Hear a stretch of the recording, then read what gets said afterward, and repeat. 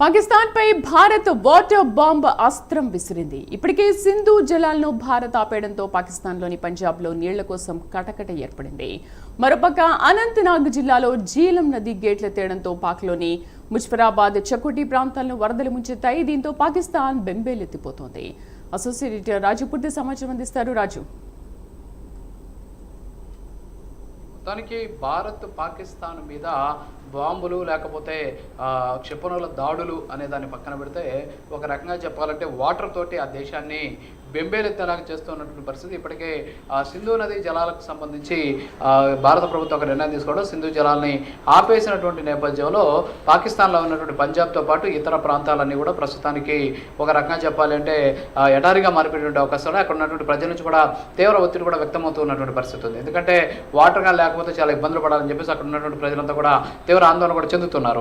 అయితే ఇప్పటికే దీనికి సంబంధించి పాకిస్తాన్లో ఒక అంతర్యుద్ధం మొదలైంది. ఎందుకంటే స్థానికంగా ఉన్నటువంటి ప్రజలంతా కూడా దీని మీద తీవ్ర ఆగ్రహం వ్యక్తం చేస్తూ ఉండడంతో పాకిస్తాన్ ప్రధాని కూడా దీని మీద రిటర్న్ అయ్యారు. అంతేకాకుండా ప్రభుత్వంతో అంటే భారత ప్రభుత్వం చేసేటటువంటి విచారణ ఏదైతే ఎంక్వైరీ ఉందో ఎంక్వైరీకి మేము సహకరిస్తామని చెప్పేసి కూడా వాళ్ళు చెప్పినటువంటి పరిస్థితి, కాలబేరానికి వచ్చినటువంటి పరిస్థితి చూసాం. అయితే గత కొద్దిసేపటి క్రితం ఏం చేశారంటే ఏదైతే అనంతనాగ్ జిల్లా అంటే ఇది జమ్మూ కాశ్మీర్లో ఉన్నటువంటి అనంతనాగ్ జిల్లాలో జీలం నది ఉంది. జీలం నది, షట్లైజ్ రెండు నదులు ఉంటాయి. అక్కడ జీలం నదికి సంబంధించి గేట్లు ఎత్తేయడంతో ఒక్కసారిగా వాటర్తో కూడా పాకిస్తాన్లో ఉన్నటువంటి ఏదైతే ముజఫరాబాద్ అలాగే చకోటి అనేటటువంటి ప్రాంతాలను వరదలతోటి ముంచెత్తినటువంటి పరిస్థితి. దీంతో ఒక్కసారిగా ఆ ప్రాంతం అంతా కూడా వరదలతోటి మునిగిపోయినటువంటి సిచ్యువేషన్ ఉంది. అంటే వాస్తవంగా అయితే జీలం నది మీద నుంచి ఎప్పుడైనా సరే గేట్లు ఎత్తేసేటటువంటి పరిస్థితి కానుంటే భారత్ సమాచారం ఇస్తుంది ముందుగా పాకిస్తాన్కి. సో గేట్లు ఎత్తేస్తాం, అక్కడ ఉన్నటువంటి తీర ప్రాంత వాసులు కావచ్చు, అంతేకాకుండా ఎవరైతే అక్కడ ఉంటారో వాళ్ళందరినీ కూడా సురక్షిత ప్రాంతాలు తరలించమని చెప్పేసి చెబుతూ ఉంటుంది.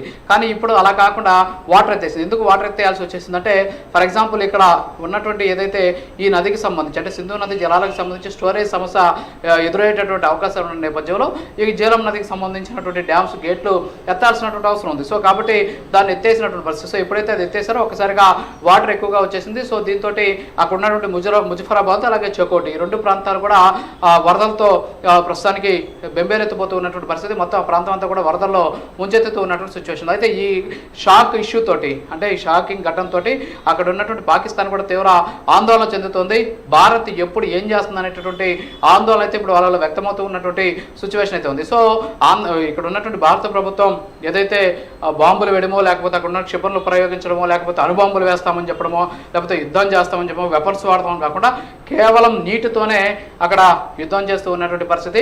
పాకిస్తాన్లో కూడా వాటర్ టెర్రరిజం అని చెప్పేసి వాళ్ళు ఒక కొత్త నినాదాన్ని ఎత్తుకొని భారత్ మీద అవాకులు చవాకులు కూడా పేలుతూ ఉన్నారు. కొంతమంది స్థానికులు వాటర్ టెర్రరిజం అని చెప్పేసి బ్యానర్లు ప్లకార్డ్స్ చేతితో పట్టుకొని అక్కడ పెద్ద పెద్ద ర్యాలీలు కూడా చేస్తూ ఉన్నటువంటి పరిస్థితి. అదంతా కూడా పాకిస్తాన్కి తీవ్రమైనటువంటి వ్యతిరేకత వ్యక్తం చేసేటటువంటి సిచ్యువేషన్ ఉంది. సో ఏదైనప్పుడు కూడా కేవలం నీటితోనే పాకిస్తాన్ కొవ్వు అణచేటటువంటి పరిస్థితి ఈరోజు భారత ప్రభుత్వం తీసుకుంటూ ఉన్నటువంటి సిచ్యువేషన్ ఉంది. కేవలం నీళ్ల వల్లే ఈరోజు పాకిస్తాన్ దిగి వస్తుంది. ఆ దేశ ప్రధాని కూడా ఇప్పటికీ కాలబేరానికి వచ్చినటువంటి పరిస్థితి మనం చూసాము.